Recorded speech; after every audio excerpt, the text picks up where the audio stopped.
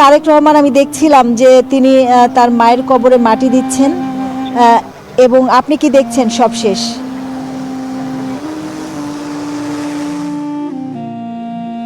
ঠিক সেই মুহূর্তে, যে মুহূর্তে সাক্ষী গোটা বাংলাদেশ, যখন তারেক রহমান তার মাকে শেষবারের মতো শুইয়ে দিয়েছেন তার পিতার পাশে। এই যে মুহূর্ত, এই মুহূর্ত কিন্তু তার একার জন্য নয়, গোটা দেশবাসীর জন্য এক শোকাতুর মুহূর্ত।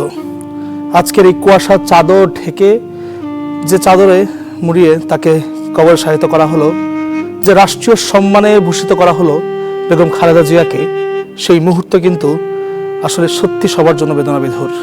দেখতে পাচ্ছেন প্রিয় দর্শক, যে তারেক রহমান তার মাকে শুয়ে দিচ্ছেন এবং সেই বিষাদ সিন্ধুর মাঝে দাঁড়িয়ে আছেন তারেক রহমানের স্ত্রী ডক্টর জোবাইদা রহমান, তার কন্যা, তার স্বজন সহ তার দলের নেতাকর্মীরা, একই সাথে শুভাকাঙ্ক্ষীরা।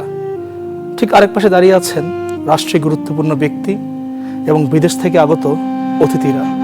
তারা সবাই সাক্ষী হচ্ছেন আজকের এই মুহূর্তে, যে মুহূর্তে গোটা দেশ এক বিষাদে ঢাকা পড়েছে, যে মুহূর্তে প্রিয় নেত্রী, আপসহীন নেত্রীকে চিরনিদ্রায় শায়িত করা হচ্ছে তার স্বামীর পাশে, সেই স্বামীর পাশে যিনি দেশকে সেবা করতে করতে জীবন দিয়েছেন। আর তার জীবন দেওয়ার পরেই দেশের হাল ধরেছিলেন তার স্ত্রী, এক সাধারণ গৃহবধূ। এবং সেখান থেকে কবে যে তিনি দেশের আপসহীন নেতৃত্বে পরিণত হয়েছেন, সেই সাক্ষীটি আমরা সবাই জানি, সেই মুহূর্তকে আমরা সবাই দেখেছি। আমাদের পূর্বপুরুষ থেকে শুরু করে আমরা সবার কাছে শুনেছি যে বারবার তিনি চপেটাঘাত করেছেন স্বৈরাচারের মুখে, বারবার তিনি দাঁড়িয়েছেন গণতন্ত্রের পক্ষে। আর তাই তো সেই আপসহীন নেত্রীকে আমরা আপসহীন বলে অভিহিত করেছি। আজকে সেই নেত্রীর চিরবিদায়।